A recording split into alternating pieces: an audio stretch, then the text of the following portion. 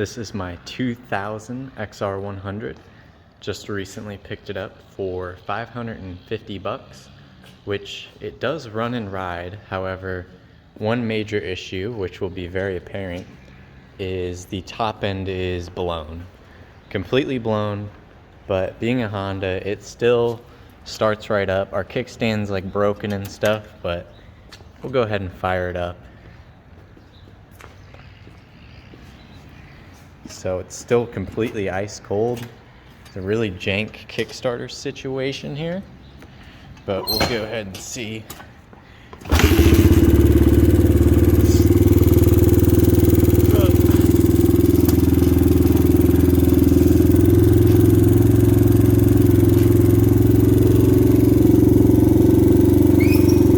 As you can hear, it has a little bit of piston flap, and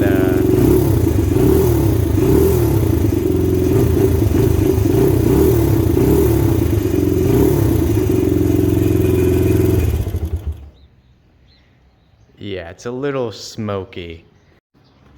So the bike, as you can tell, is pretty rough. It has pretty low compression. It's all right, but it is not good, that's for sure. So we got a little upgrade in for it. So I've actually been looking for one of these because I've been wanting to do this BBR big bore kit. So we're gonna go ahead and strip down the top end, fix up a bunch of other loose ends on this bike, and have a 120cc big bore from BBR. So a little further overview.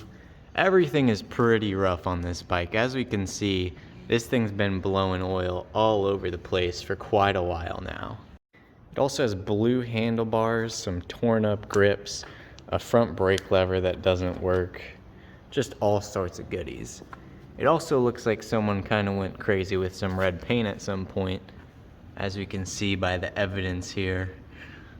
The petcock is also pretty leaky, so we got a new one of those on the way.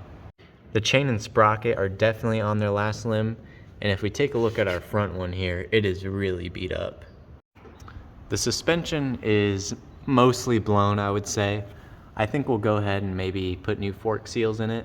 We'll definitely need a new front tire, but the rear tire is actually in pretty solid shape. So I've gone ahead and started stripping this thing down. Most of the plastics and tank and all that are just 10 mils, so went pretty quick. Went ahead and touched up some of the red paint back here because that looked ugly, and used some lacquer thinner to start taking off the red paint up there. Next step is going to be unhooking everything from the motor and going ahead and dropping out the supports, and then I'll drop out the motor from the bottom. Should be pretty quick. We'll see. Hopefully there's nothing stripped or anything that's going to take some extra time. So I went ahead and pulled the motor. We got it on the bench here now. Pulled the valve cover, and this is what I see. So this is our intake valve here, and down here is our actual adjuster. So by some miracle, this thing was just running with absolutely zero adjustment, which is actually crazy. And I am curious if there's something else wrong with this motor, like a bent valve or something that's keeping that open enough. But we will see once we tear it down more. So I got the top end off. It definitely was burning a ton of oil. I mean, we can see how nasty that is. The piston definitely has some scoring on it, and I can't really tell if the rings are super worn out or not. They definitely have quite a few hours, and our cylinder doesn't look horrible, but there definitely is some scoring, most clearly seen right there. So that was probably the cause of our oil burning.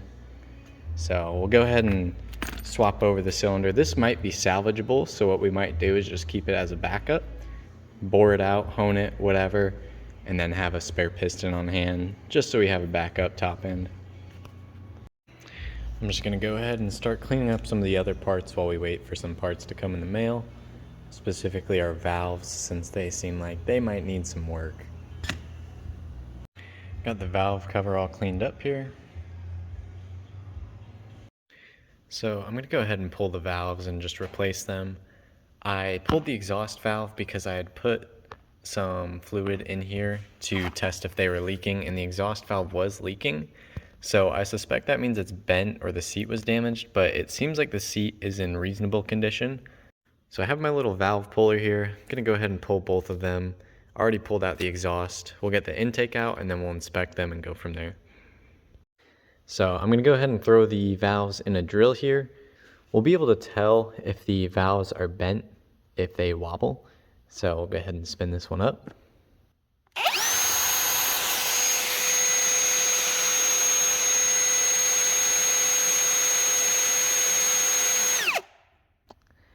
So that one seems pretty straight. That's the intake side, but we kind of knew that since the intake side wasn't leaking. So we'll go ahead and take a look at the exhaust valve now. Even after cleaning it, the exhaust valve is still nasty, so that's another reason why I just went ahead and bought new valves, but we'll go ahead and see if this one was bent. I don't know if you could see that, but it definitely has a slight wobble, so I'm pretty sure this one's slightly bent. So got the new valves, we'll just go ahead and seat them correctly. We might even port the head a little bit, polish it up maybe. We'll see. So I did a very mild port on this, basically just to get some of the nasty casting marks out. So I'll go ahead and clean that up, but then we can go ahead and start cutting our seats for our valves.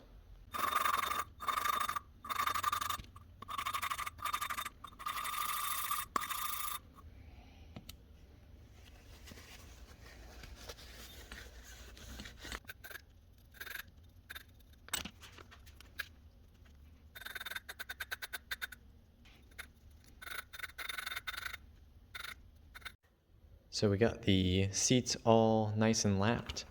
They fit great. Went ahead and put on the BBR springs and seats. So those are all installed. Next, we might clean up this bearing bridge here and then throw in the BBR cam and our new rocker arms. So I got the cam in, the cam bridge on, and I went ahead and did a little rough adjustment for the valves. Obviously, we got to get these torqued down before we can do a real valve adjustment. So basically done with the whole head now. We'll go ahead and throw the valve cover back on to just protect it for now. And then we'll go ahead and do the cylinder and piston. I went ahead and grabbed our bottom end and popped the old piston off. Just took out the circlip, wrist pin, and this thing just popped right off. As we can see, definitely some damage on it. Not the worst I've seen, but definitely not ideal. And taking a look at our crank, we can test the side-to-side play. So just a little bit, and then the up and down, there's none. So that's a really good sign. That means our bottom end's probably going to be good for quite a while still. So we'll go ahead and get the big bore piston on, and then we can go ahead and get the cylinder once we transfer the tensioner over to it, and we should be able to start getting this all back together. So I got a little carried away here and I forgot to film actually putting the piston on and the rings and then putting the cylinder and head on. They're pretty straightforward. If you plan on actually doing this, it is really easy if you just follow these instructions. Specifically keeping in mind the ring order. This is very important. If you get the rings in the wrong spots, obviously bad things can happen, but overall, pretty simple, pretty straightforward. Got it all together, so we'll go ahead and start torquing stuff down, get the timing chain back on, get the motor timed, and then we can actually start putting it back in the bike and get it ready to fire.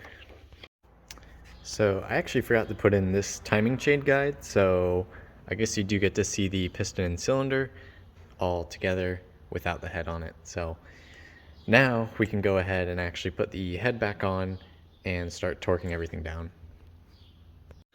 Alright, so now we got everything assembled, got our head bolts torqued to 14, cam sprocket bolts torqued to 9, everything's timed up. If we look here, here's our timing mark, and we see that the lobes are facing down, so we have valve play here, and our dot is facing up, so we know everything's timed. Went ahead and readjusted the valves, they're at 0.002.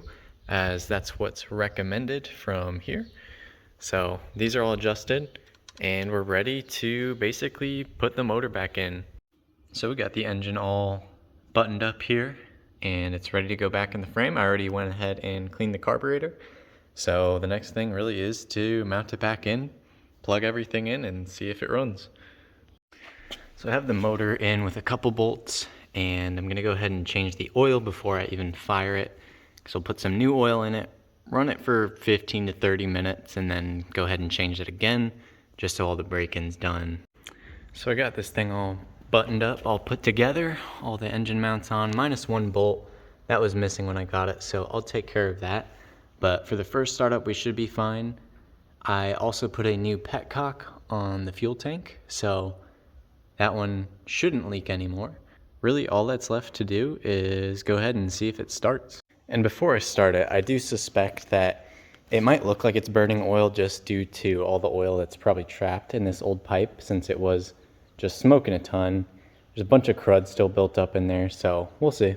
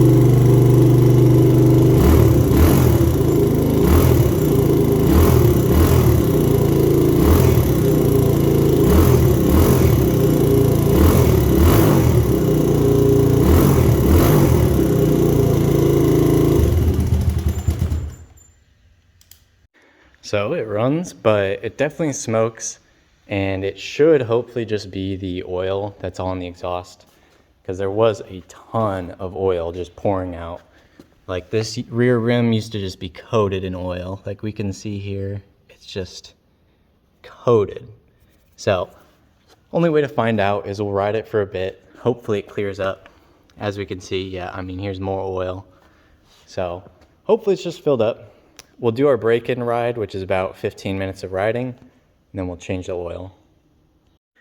So I went ahead and rode it around for a bit, and I think it's cleared up pretty good. Pretty sure there's just oil in the pipe, and it is slowly burning off, but we'll go ahead and do a cold start now. It's the next day, so as we can see, you know, our pipe is ice cold. So we'll go ahead and see how it starts.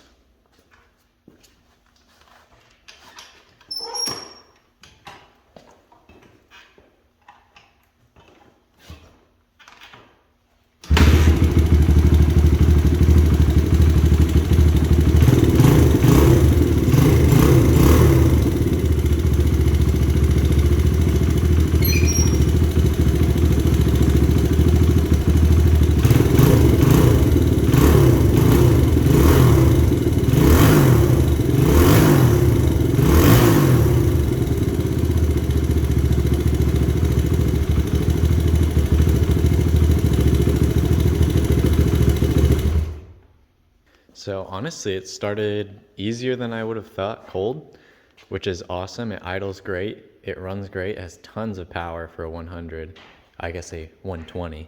But overall, really happy with the BBR kit. So I'll go ahead and do probably 10 to 15 more minutes of break-in riding, change the oil, and it'll be good to go.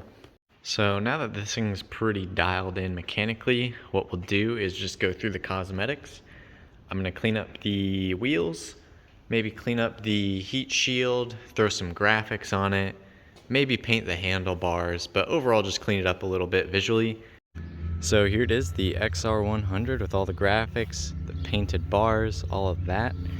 And I've actually probably put about 8 hours of riding on this thing. It's just been beat and abused, but it's held up awesome. Doesn't burn any oil, the motor runs great, still has tons of compression. And yeah, overall it's just been a great bike.